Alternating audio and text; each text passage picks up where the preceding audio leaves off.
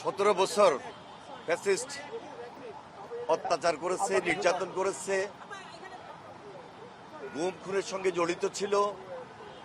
সর্বশেষ জুলাই আন্দোলনে যারা শহীদ হয়েছে তাদেরকে স্মরণীয় করে রাখার জন্য, বরণীয় করে রাখার জন্য আমরা 1 জুলাই থেকে 5 আগস্ট পর্যন্ত আমাদের কর্মসূচি গ্রহণ করেছি এবং সর্বশেষ 6 আগস্ট সেদিনও আমাদের একটা নির্ধারিত কর্মসূচি থাকবে।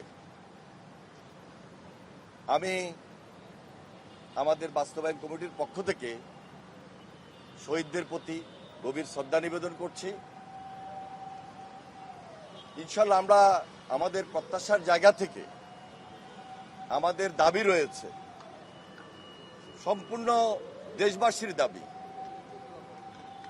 খুব শীঘ্রই শেখ হাসিনার বিচার দৃশ্যমান হবে, দ্রুত কার্যকর হবে। যে সংস্কার কাজ চলছে সেটি আরো বেশি দৃশ্যমান এবং দ্রুত হবে। জনগণের প্রত্যাশা অনুযায়ী জনগণের সরকার নির্বাচিত হবে এবং একটা উপযুক্ত সময় রমজানের আগে ফেব্রুয়ারি মাসে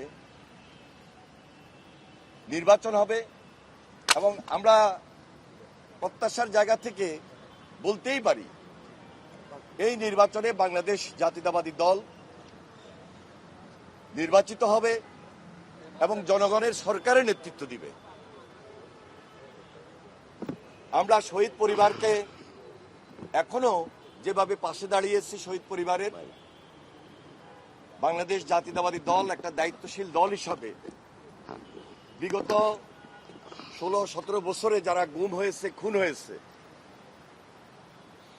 শহীদ হয়েছে, তাদের পরিবারের পাশে আমরা দাঁড়িয়েছি আমাদের ভারপ্রাপ্ত চেয়ারম্যান জনাব তারেক রহমানের নির্দেশে এবং দেশনেত্রী বেগম খালেদা জিয়ার পরামর্শে।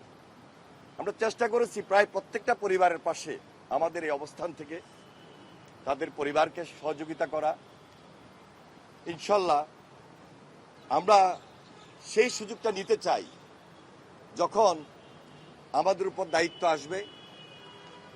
আমরা অবশ্যই এই পরিবারের পাশে আছি, পাশে থাকব এবং একটা সরকার সর্বোচ্চ যে কাজটুকু করা দরকার শহীদ পরিবারের জন্য, সেটা একটা কমিশন হোক, একটা সংস্থার মাধ্যমে হোক বা অধিদপ্তরের মাধ্যমে হোক, নিয়ম অনুযায়ী, নীতি অনুযায়ী আমরা আমাদের অবস্থান থেকে সেই পরিবারগুলোর পাশে আমরা দাঁড়াবো এবং সেই প্রত্যাশা নিয়েই আমরা কাজ করছি, সবাইকে নিয়ে আমরা কাজ করছি।